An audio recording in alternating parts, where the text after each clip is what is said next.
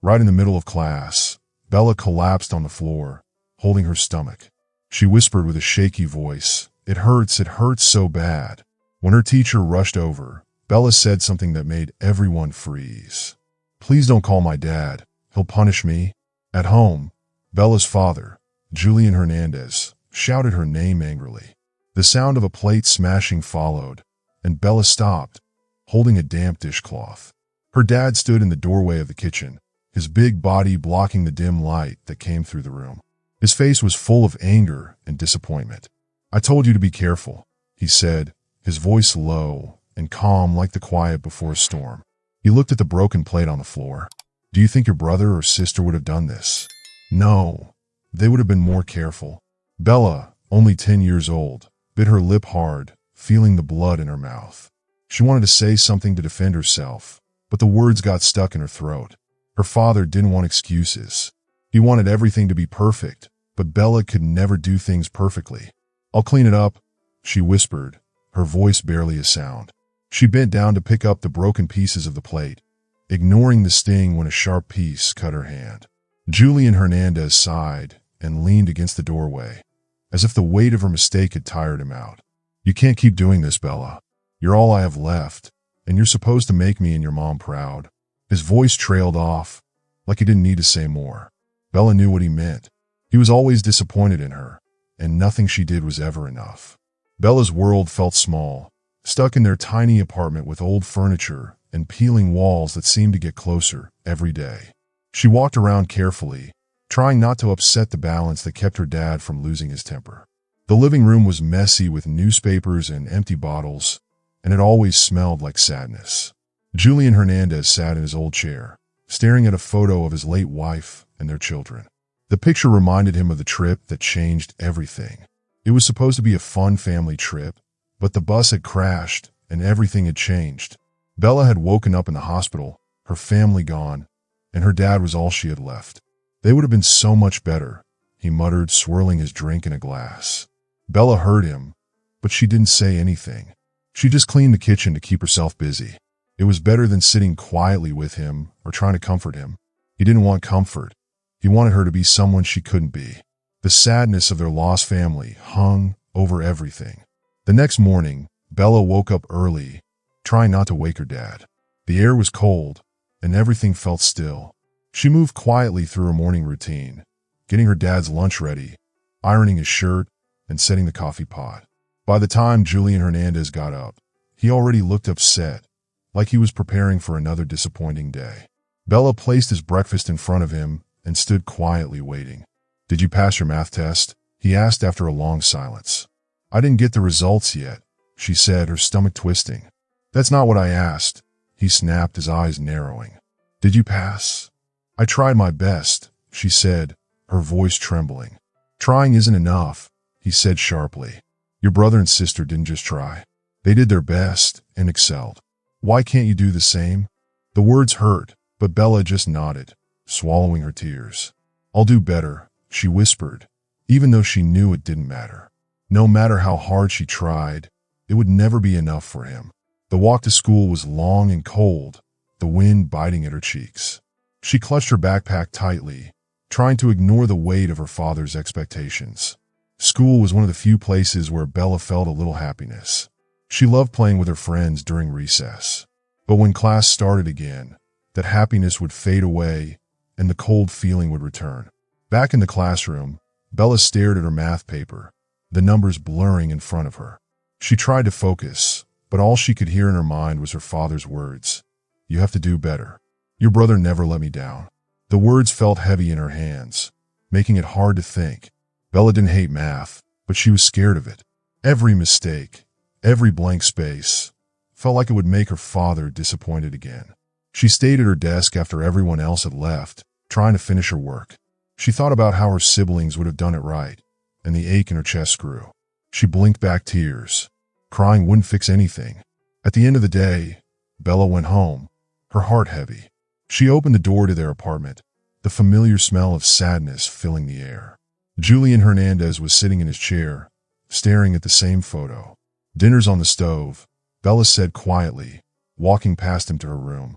He didn't answer, but she heard him mutter under his breath, "If only they were here." Bella closed her bedroom door softly, tears filling her eyes. She didn't cry often, but tonight, everything felt too much to handle. She whispered softly, "I'm trying, Mom. I really am." The next morning, Bella woke up with a dull ache in her stomach. She thought it was nothing at first, maybe just the cold air because she had skipped dinner. But the pain got worse and sharper as the day went on. Life felt like it was already too much for her to handle. 2 days later, the pain got even worse. In class, she tried to focus on her math work, but the pain was making it hard to hold the pencil. By lunch, it was so bad that she could barely sit in her chair. She pressed her knees together, hoping no one would notice. "Bella, are you okay?" one of her friends asked, looking at her with concern. "I'm fine, just tired," Bella said with a weak smile. But she wasn't fine. The pain in her stomach was so sharp now, it felt like it would never stop. The next day, the pain was unbearable. In class, Bella shifted in her seat, trying to find a way to sit without hurting. The teacher's voice felt far away, like it was coming from another room.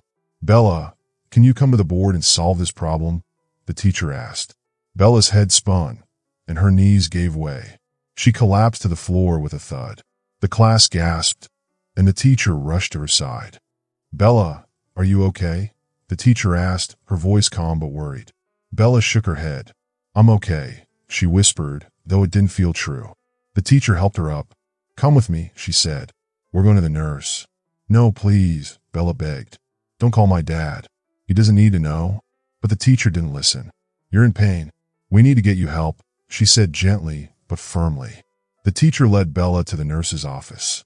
The hallway felt colder than usual, and the lights were too bright. Bella lay on the cot in the nurse's office, trying to get comfortable, but the pain made it hard.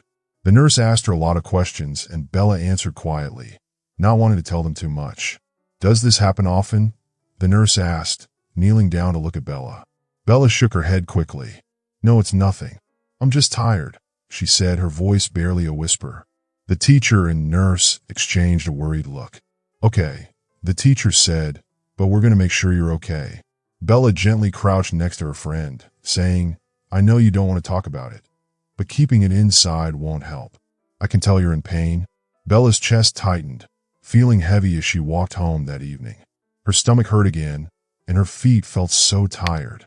When she walked inside her apartment, she heard Julian Hernandez's voice right away. "You're late," he said, sounding annoyed. "I stayed a little longer to finish my homework," Bella lied, keeping her voice calm even though she felt nervous. Julian Hernandez looked at her, then glanced back at the TV. "Dinner's ready," he muttered. Bella put her bag down and went to the kitchen, trying to stay busy. She cooked and chopped vegetables, moving slowly because the pain in her chest was so strong. Doing something familiar made her feel a little better, even though her mind was still full of worries. The next morning, as she walked to school, she saw Miss Clara in the hallway. The teacher's face softened when she saw Bella. "Can you come with me for a minute?" she asked. Bella felt nervous but nodded, following Miss Clara to the principal's office. Inside, the principal, a tall lady with kind eyes, sat at her desk. Another teacher, Laura, was standing next to her. The room felt serious and quiet. Miss Clara motioned for Bella to sit. Bella sat on the edge of the chair, gripping the sides tightly. "Bella," the principal said gently but seriously, "Miss Clara told me you're having a hard time. You've been in pain and not talking much. Is there something you want to tell us?" Bella quickly shook her head. "No, ma'am. I'm fine." The principal leaned forward a little. "Keeping things inside isn't good. If something's going on at home or at school, you can talk to us. We're here to help you." Tears filled Bella's eyes, but she tried to hold them back. "It's nothing," she whispered, trying to sound calm, though her voice was small.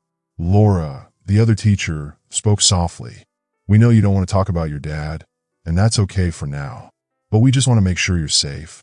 Bella felt her throat tighten, but she stayed quiet. After the meeting, when Bella went back to class, the principal turned to Miss Clara and Laura. "We can't ignore this anymore," she said. Miss Clara nodded. "She's scared, and I think it's not just because of the pain. There's something else going on." Laura added, "I've seen how she reacts when people ask about her dad. She tries to avoid it." We need to talk to him. The principal sighed and said, we'll call him. But we need to be careful. If something is happening at home, we need to handle it gently. Later, the principal called Julian Hernandez. The phone rang, and when he picked up, his voice sounded tired. Hello, he answered. Mr. Julian Hernandez, this is Mrs. Lom, the principal at Bella's school, she said. We have some concerns about your daughter. There was a pause. What kind of concerns? Julian Hernandez asked, sounding distant. We've noticed Bella has been in pain and acting more withdrawn, the principal explained. We want to meet with you to talk about it. Julian Hernandez sighed, his voice heavy. I'm working 2 jobs just to keep things going. If she's having trouble at school, you should focus on teaching her better. This is about more than just school, the principal said calmly. It's about Bella's health and well-being. We think we need to talk in person. There was a long pause. I can't just drop everything and come to a meeting. If it's urgent, send me an email, Julian Hernandez said coldly before hanging up. In class, Bella sat still, feeling the sharp pain in her stomach. Her back was stiff, and she felt weak. She could barely breathe properly. Miss Clara called her to the board. Bella, can you come up and solve this problem? Bella stood slowly, her knees weak. As she took a step toward the board, she felt dizzy. Then, her legs gave out and she fell to the floor. The class gasped. Miss Clara rushed to her side. Bella, are you okay? She asked softly. Bella shook her head. I'm fine, she whispered, though her voice trembled with pain. Miss Clara stayed by her side. You're not fine. We need to call your dad, she said gently. Bella quickly grabbed Miss Clara's sleeve. No, please don't call him, she begged, her voice breaking. He'll be mad. I don't want to make him mad. Miss Clara looked at her sadly, but she said, he needs to know. I'll be okay, Bella said weakly. Please don't tell him. Miss Clara felt torn. She wanted to help but didn't know what to do. She rubbed Bella's back gently. I'll figure something out, she whispered. You don't have to worry. After school, Miss Clara told the principal everything that had happened. She begged me not to call her dad, Miss Clara said. She's so scared, but not of him. There's something else going on. The principal frowned. We can't ignore this. I'll call the police. Are you sure? Miss Clara asked, worried. I'm sure, the principal said. We can't take any chances. At the hospital, Bella lay in bed. She felt small and scared, with machines around her making soft beeping sounds. Doctors talked quietly, using words like trauma and injury, but they didn't say much more. Bella stared at the ceiling, feeling too afraid to ask what was happening. Meanwhile, Julian Hernandez rushed through the streets, scared and frantic. When he heard the call from the hospital, it reminded him of a terrible accident years ago. He couldn't lose Bella too. At the hospital, Julian Hernandez rushed through the halls, yelling, Where's my daughter? A nurse stepped forward, trying to calm him down. Please, sir, you need to calm down, she said. I'm not calming down, Julian Hernandez shouted. Take me to her now. He didn't care about the pain in his leg. All that mattered was getting to Bella. But as he reached her room, 2 police officers stopped him. Mr. Julian Hernandez, we need to talk to you, one of them said. Julian Hernandez pushed past them. She's my daughter, he yelled. The officers grabbed him, and even though he struggled, they handcuffed him. Inside the hospital room, Bella saw her father on the ground, being held by the police. Daddy, she screamed, reaching out for him. She cried out as they pulled him away. Daddy, please don't go, she sobbed. Julian Hernandez looked at her, his voice breaking. I'm here, baby. I'm here. But the officers dragged him away, and his voice faded. Bella cried on her bed, feeling like everything was falling apart. At the police station, Julian Hernandez sat alone in a small room. The walls were bare, and the clock on the wall ticked loudly. A man in a gray suit walked in carrying a file and dropped it on the table. You're Julian Hernandez Salinas, the man said. Julian Hernandez clenched his fists. You know who I am, he snapped. We need to talk about Bella, the man said. Julian Hernandez's heart raced. Where is she? Is she okay? The man looked at him coldly. She's in the hospital, getting care, he said, not showing much emotion. I need to see her, Julian Hernandez said urgently. She's all I have. The man raised his hand to silence him. You'll see her when this is over. Right now, we have questions. Back at the hospital, Bella lay in bed, feeling alone. She was afraid and confused. She couldn't understand what was happening, but she missed her father and wanted him to come back. Julian Hernandez sat back in his chair, his eyes focused on the officer across from him. He felt uneasy, unsure of what to say. The officer's voice broke the silence, making him tense up. "But she's afraid of you, isn't she?" the officer asked. "That's what her teacher said." Julian Hernandez's eyes narrowed as he stared at the officer. He didn't understand how the teachers could know what was really happening. They didn't know the full story. They didn't know the struggles he and his daughter, Bella, had faced. "They don't know anything about us," Julian Hernandez said sharply. "They don't know what we've been through." The officer leaned forward a little, pressing further. "Then why is she so scared?" Julian Hernandez felt the question hit him harder than he expected. He wanted to answer but couldn't find the words. His mind raced, thinking back to the long nights he had worked late, feeling exhausted, coming home angry. He thought about how sometimes he'd raised his voice at Bella after a tough day, feeling like she wasn't doing enough or being enough. He even compared her to her brothers and sisters who were no longer with them. It wasn't fair to her, and he knew it, but he didn't know how to fix it. I don't know," he admitted quietly, his voice softer now. His heart started to ache as he thought more about it. The officer stayed calm, but didn't stop. "Do you know what kind of pain she's in right now? Do you understand what she's been going through?" Julian Hernandez's chest tightened. He didn't know. He couldn't imagine. How could he? I don't know," Julian Hernandez repeated, his voice almost a whisper now. "What are you talking about?" The officer reached for a file and slid a photo across the table.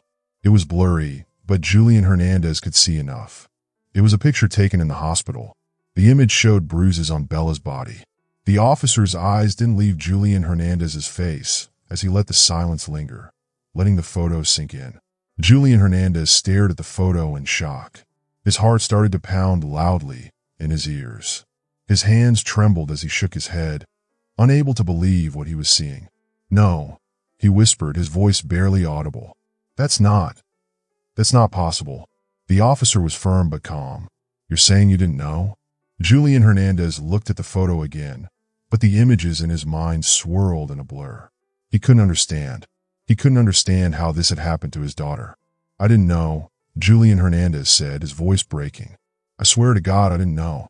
If she's hurt." His hands started shaking uncontrollably. He could feel the weight of everything crashing down on him. How had he missed the signs? How had he not seen what was happening to his daughter? Meanwhile, in the hospital room, Bella sat on the bed. She curled herself up into a small ball, hugging her knees close to her chest. Her small body was shaking, and tears streamed down her face. She thought about her dad. He was probably sitting in some cold, dark room, all alone. He was probably scared, confused, and angry. But Bella was just as confused. She didn't know what had happened. She didn't know why she felt so sad and scared all the time. But she knew one thing for sure. It was her fault. She remembered the times her dad had come home late. She remembered how he would sometimes snap at her, his voice sharp after a long day of work. His hands would be sore from working hard, but he never complained. He worked so hard to provide for them, but sometimes it felt like he was angry at her. And she thought that maybe, just maybe, it was her fault. Maybe she wasn't good enough. Bella buried her face in her hands, her shoulders shaking with silent sobs. "It's my fault," she whispered softly, her voice barely making a sound. She couldn't help it. She felt so guilty for everything. She thought about her dad's voice. The one thing he had always told her was, "You're all I have left, Bella." That thought echoed in her mind. If he thought that she wasn't enough, if she had let him down, then what was she supposed to do? Julian Hernandez sat in the small, sterile room at the police station, his head in his hands. His mind was spinning with thoughts, each one worse than the last. He felt as if the room was closing in on him. He had never felt so lost, so confused. The door opened suddenly, and Detective Hayes stepped inside. Julian Hernandez looked up, his heart pounding in his chest. He braced himself for more questions, for more accusations. But instead, Hayes surprised him with a statement that took a moment to sink in. "Mr. Salinas," Hayes began, his voice steady but not unkind, "we've concluded our investigation. You're free to go." Julian Hernandez blinked, trying to process what the officer had just said. He didn't understand. What?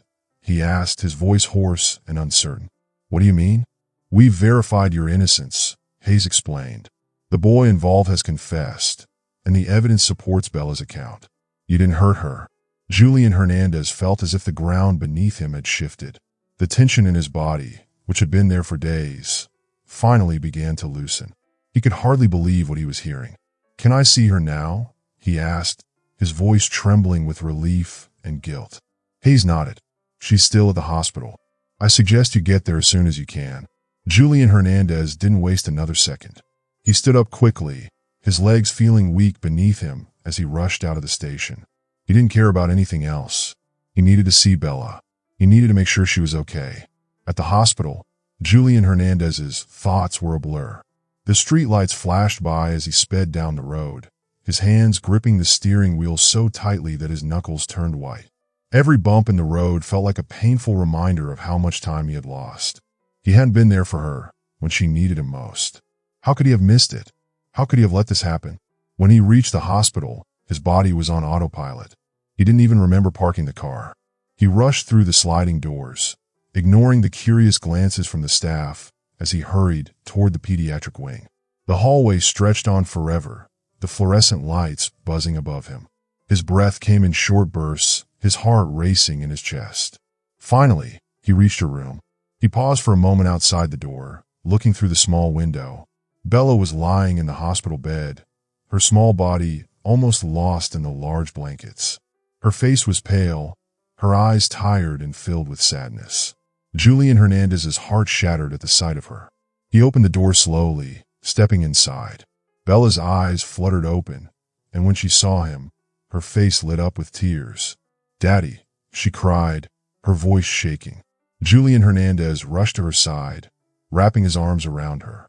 She clung to him tightly, her small hands gripping his shirt.